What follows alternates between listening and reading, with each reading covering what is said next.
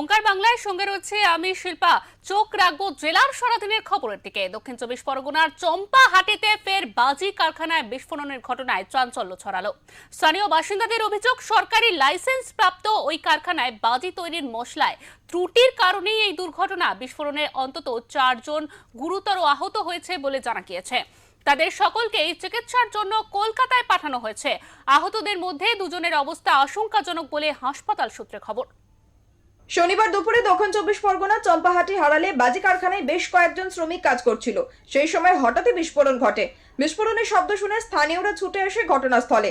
এরপর খবর দেওয়া হয় বারুইপুর পুলিশ জেলা পুলিশকে। খবর পেয়ে ঘটনাস্থলে পৌঁছয় বারুইপুর জেলার পুলিশ।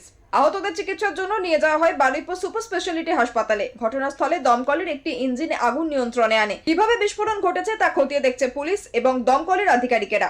এই ঘটনাকে কেন্দ্র করে তীব্র আতঙ্ক ছড়িয়েছে গোটা এলাকায়। দক্ষিণ চব্বিশ পরগনা বারুইপুর থানার অন্তর্গত চম্পাহাটি হারাল বাজি কারখানা 2024-এর পর 2026, এই 26-এর পরে কিন্তু আবারও বাজি বিস্ফোরণ। সেই বিস্ফোরণে কিন্তু 4 জন আহত হয়েছে গুরুতর। লেবার তো কিভাবে হয়েছে, মশলাটাই খারাপ ছিল, যার ফলে হয়েছে। কি হলো? বাস্ট হয়েছে, যেরকম হয় ফায়ারটা হয়েছে। তারপরে সবই আমাদের কাছে জল দেওয়া দেয়, এই এছাড়া। কতজন আহত হয়েছে? 4 জন। এই বাড়িতে এখানে এখানেই কাজটা বৈধ কারখানা। বৈধ, এটা হ্যাঁ। কিভাবে আগুন লাগলো কি মনে করছে?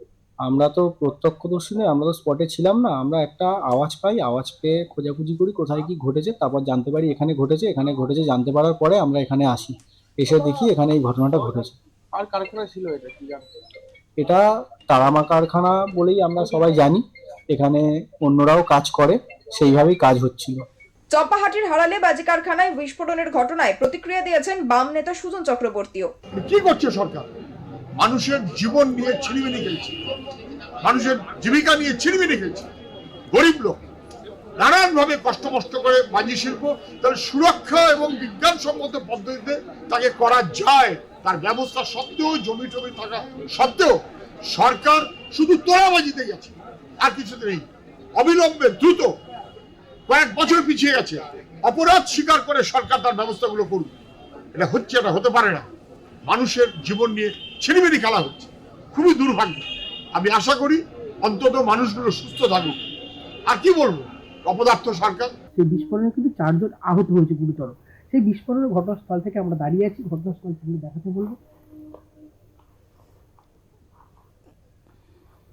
একের পর এক কিন্তু সাইকেলগুলো কিন্তু পুরো একদম পুরো ঝলসে গিয়েছে। যে দেখাতে বলবো চিত্রটা পুরো কিন্তু সাইকেল পুরো ঝলসে গিয়েছে। তাছাড়া পুরো অ্যালবেস্টারের যে বাড়িটা, সেই বাড়িটা কিন্তু পুরো সব চাউনিগুলো উড়ে গিয়েছে। এত জোরে বিস্ফোরণের কম্পন ছিল। তাছাড়া পাকা একটা দেওয়াল ছিল, সেই দেওয়াল কিন্তু ভেঙে চূর্ণ বিচূর্ণ হয়ে যায়। এবং ঘটনাস্থলে কিন্তু বারুইপুর থানার পুলিশ আধিকারিকরা তারা আসে।